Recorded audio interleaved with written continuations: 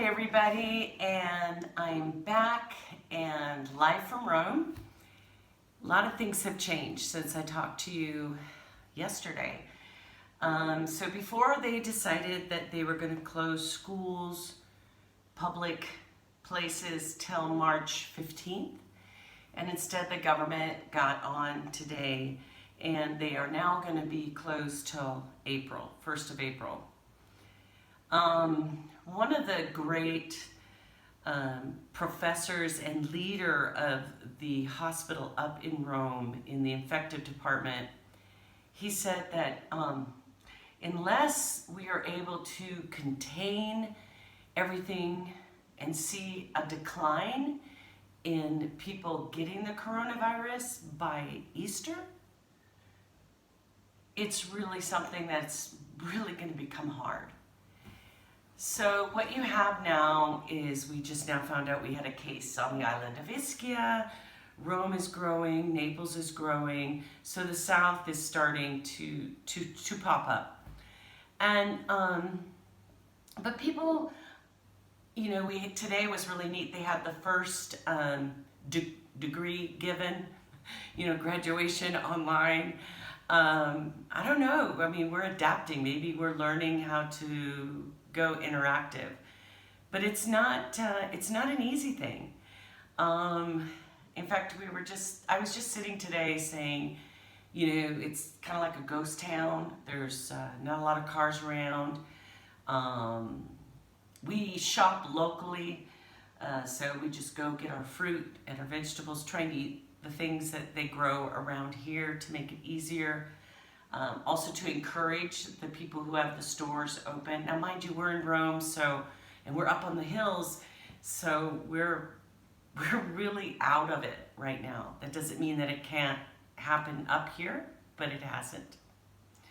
But we have two daughters in America, one in Atlanta, one in Miami, and that's the thing that kind of hits hard. It's like, oh, I just normally could be able to fly, get on a plane, and go to them. And I know that they're going, Mom, what's going on? Oh, it's nothing. It's just us, you know, for us young people, we'll just stay away. Or, you know, people go to the grocery store and get all panicky. And I think that what you have to understand is the country that we live in is a country that has an extreme amount of elderly people. We're a peninsula that goes down from Europe. So we're isolated where it is.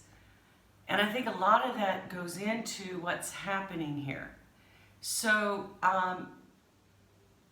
we don't have the nursing home facilities that's not in our culture in Italy. So we don't have a lot of elderly people in one place. They're all in homes or living with their families. And there's a concern. But one of the things that said this specialist is that we only have a certain amount of respirators or ICU beds. And the way that Italy is coping by having everybody stay home, stay put, is a measure to not overload what they have. So they said, we have this, so we're going to do this. It's the way we're going to have to deal with it. And I can see that. I can see that keeping away from the hospitals, people going in, is a way better way of looking things and being preventative. I mean, you know, there's a dear friend of ours, Chris Brady and Orrin Woodward. They have Life Leadership, and hello to you guys. And you know, they talk about being debt-free and how to prepare for that and be really careful. It's kind of like this virus in a sense that we don't know what's going to happen in the future. You don't know how it's going to affect you. You think that it may only affect older people or not. But how can you beat this? You beat it by taking care of it in a preventative way and doing what you can do. I mean, to teach 60 million Italians to not kiss when they say hi, touch each other, I mean, that's a big thing, but they're trying. So I think that you have to be preventative. You don't know. You have to try to do the best you can because things are going to change. But yeah, you don't have to panic. But I think it's scary when you know that someone could be so sick that they can't breathe, because that's what it is. It's a fiercely pneumonia type illness. But we are positive and we're doing everything we can do. We're doing what the government says to do.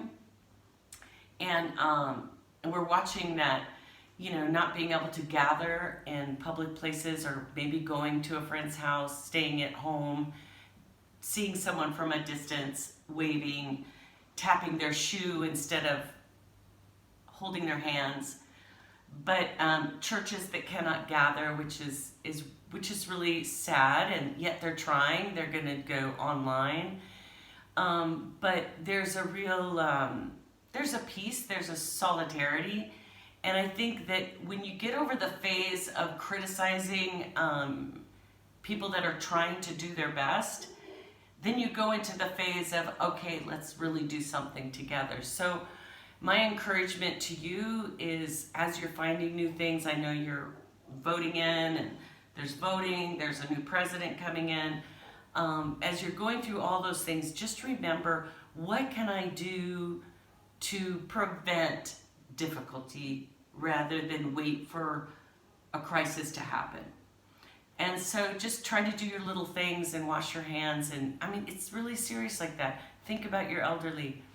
But please keep praying for Italy and everybody. And I'll keep you on updates, because things are really changing fast here.